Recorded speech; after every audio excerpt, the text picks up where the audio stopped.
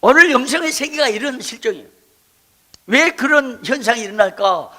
영성 신학이 결핍되어 있기 때문입니다. 쉽게 말하면 영성 신학이 정립이 안 되니까 혼란이 온 거예요. 그래서 세속적인 영성은 집중과 명상을 통해서 자기 노력을 통해서 신과 합일이 가능하다고 봐. 여러분, 영성이라는 것은 기독교만 있는 게 아니에요. 원래는 어떤 신과의 일체, 사람이 누구든지 종교적으로 신께로 나가고 초월의 세계로 나가려고 하는 그 노력이 있어요. 어떤 곳이나. 그런데 인간이 노력하면 신과 합일에 이룰 수 있다? 그건 아닙니다. 성경에 로마서 3장 23절에 모든 사람이 죄를 범하였으며 하나님의 영광을 이루지 못하더니, 그러니까 존 오웬 같은 영성의 거장들은 분명하게 말합니다. 영성의 비결이 뭐냐? 그건 J.I. 페커라는 유명한 영국 신학자가 존 오웬의 영성을 연구하면서 두 가지를 평가했어요. 하나는 인간의 죄성을 깨닫는 것이고, 하나는 하나님의 영광을 바로 깨우치는 것. 이 두 가지가 존 오웬의 영성의 근원이었다라고 주장을 했어요.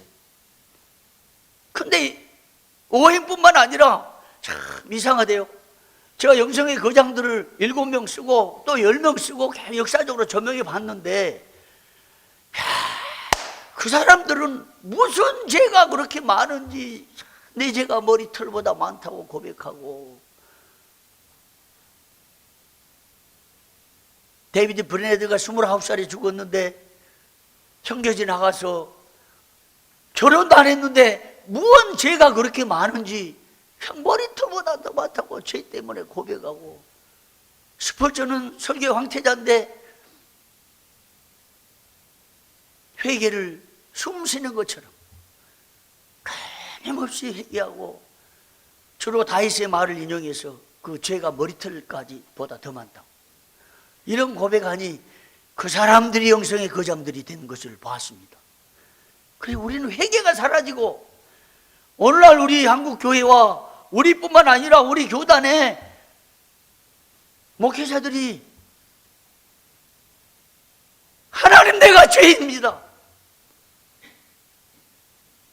그렇게 회개하고, 내 죄가 머리털보다 더 많습니다. 회개하고 나선다면 문제는 다 해결되는 거죠. 진정한 회개, 이게 문제죠. 그렇게 죄성을 발견하면 그때부터 영성이 시작되는 것입니다.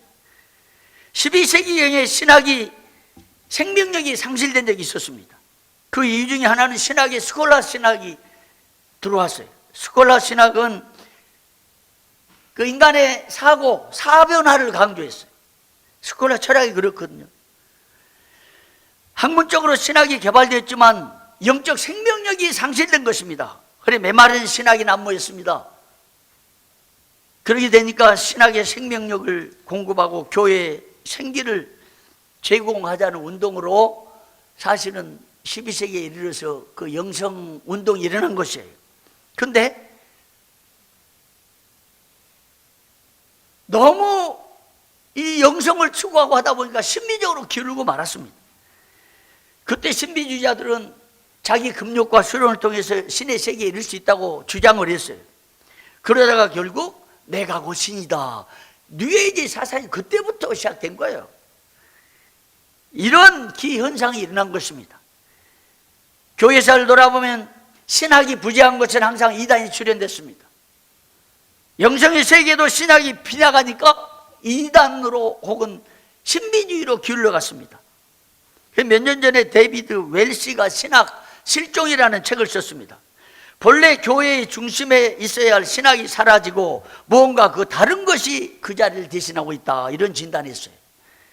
교회 안에 진리와 신학이 설 자리가 없다는 그 웰시의 지적처럼 성경적 영성 대신에 신비적인 그리고 세속적인 영성이 그 자리를 대신하고, 생명의 신학 대신에 번역의 신학이 우리 한국 교회를 가득 채우고 있다는 것입니다.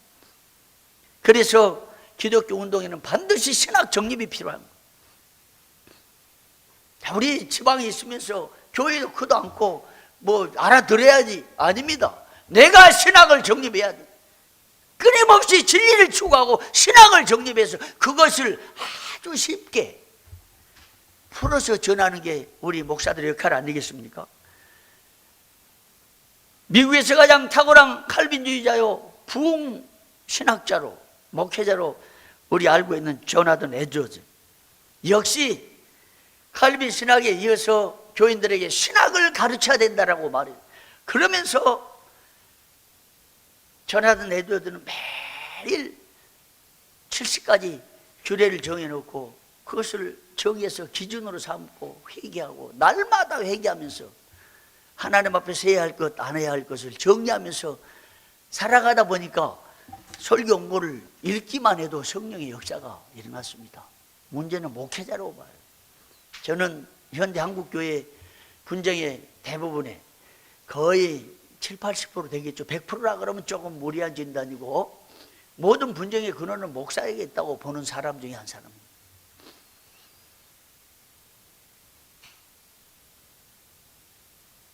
그래서 1735년에 에드워즈가 노스햄튼에서 일어난 부흥, 그 현상을 이렇게 표현했어요. 마을 전체에 영광스러운 변화가 일어났다. 마을 전체가 하나님의 임재하심으로 충만하게 되었다. 거의 모든 가정마다 하나님이 친히 임재하시는 증표들이 나타났다. 에베가 살아 움직인 듯 생명력이 넘쳤다. 이런 쭉 글 읽어보시면 알아요. 그러다가 설교 듣다가 모든 사람이 울었어요. 그 당시에 사도 이후에 최고의 설교자라고 평가받았던 저지 히트필드도 그 설교를 듣고 눈물 흘릴 정도니 얼마나 강력한 성령의 역사가 있었던지. 여러분, 그래서 우리가 성령의 역사하는 그런 메시지, 그런 설교, 그런 교회, 이것이 살 길입니다. 지금 이런 부흥의 현상들도 신학이 제대로 정립할 때, 교리가 바로 세워질 때 가능했습니다. 여러분, 개혁신학 그냥 구호가 절대 아닙니다. 정말 개혁신학은 생명의 신학. 그냥 개혁신학 추구하자고 행사 몇 번 하고, 지난번에 우리 어떤 목사님 질문할 때 난 참 충격을 받았어요. 우리 언론에서도 그걸 생각지 못한 거죠. 전국에 있는 목사님들, 수많은 목사님들이 총회적인 무슨 행사 참석 못 하잖아요. 한 2, 3%밖에 안 참석할 거예요. 우리 12,000명 중에 많으면 500명, 300명 참석하니까. 그것도 등록비, 입회비 받고. 그런 몇백, 몇천만 원 들어가지고 강의를 하고 나서는 영상으로 올려가지고 지방에서 못 가면 듣도록 해준다거나, 강의안을 공개해가지고 듣도록 해줘야 당연한 거잖아요. 근데 그 강좌고 끝. 그러니까 결과적으로 보면 뭐 상비부 행사 맡아가지고 한 번 행사하고 끝. 저 주장은 노예를 해도 총회를 해도 목회적 마음으로 하자 이 말이에요. 목회적 마음으로. 우리 전국에 있는 목사님들이 이 강의를 들어야겠는데 어떻게 할까? 그래서 영상을 찍어가지고 홈페이지에 올리고 설교 원고를 언론에 공개해가지고 모든 사람이 듣게 만들고 모든 강좌도 무료로 하고 얼마나 좋겠어요. 그래서 그 목회적 마음으로 나는 해야 된다고 주장합니다.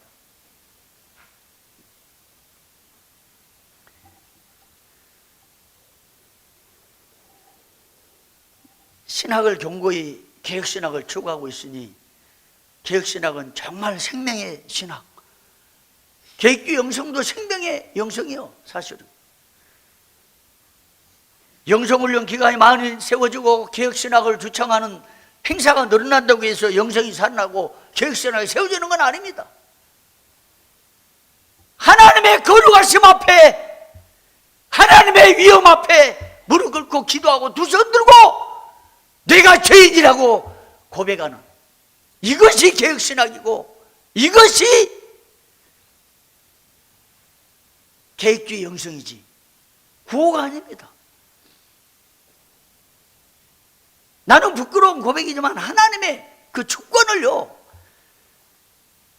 그냥 나는 적어도 고백할 때 뭐 깨 맞췄다고는 나는 안 믿어요. 그렇게 믿어요. 왜? 수년 전에 총회가 엄청난 혼란 가운데 있었어요. 정말 내가 글로 썼습니다. 얼마 전에. 나는 내가 면직을 왜 당했을까? 지난번 얘기했잖아요. 내가 8명을 노예 정치에 몰려가지고 면직을 시켰는데 7년 만에 내가 면직을 당한. 참 이해가 안 되는 거죠. 아, 그 하나님이 참 절대 주권이 이런 것이로구나. 그 내가 총회 출입금지 3년을 당했어요. 근데 총회가 혼란 가운데 있을 때 총회 최고 지도부 몇 사람하고 제가 의기투합해서 총회 신문을 만들어내고 하면서 총회를 정말 혼란케 했는데 책임자는 지금 국내에 없습니다. 발을 못 붙였는지 그냥 미국 가버렸어요. 한 분은 수감됐습니다. 저는 3년 출입금지 당했어요. 자, 하나님의 주권이다 이게. 공의를 신나고 정의를 외치는 이 마음은 변함없지만 결과를 놓고 볼 때는 나는 모든 것을 개혁신학의 관점에서 이해를 하고 있는 거예요. 개혁신학은 하나님의 주권, 개혁주의 영성은 좀 이따 결론 나오지만 하나님과 깊은 교제를 통해서 하나님의 영 앞에, 하나님의 임재 앞에 두려워 떨며 내가 죄인이라고 하나님의 행하신 일을 그대로 믿고 따르는 게 개혁주의 영성이요. 구호가 아니라 신비가 아니고 표적이 아니라 하나님 그분 위대하신 그 이름을 인정하고 그분 바라보고 그 위대하심 앞에 두려워 떨면서 그분 앞에 위로를 받고 은혜를 받고 비록 목회 현장이 너무나 어려워도 한 걸음 한 걸음 나가는 거예요.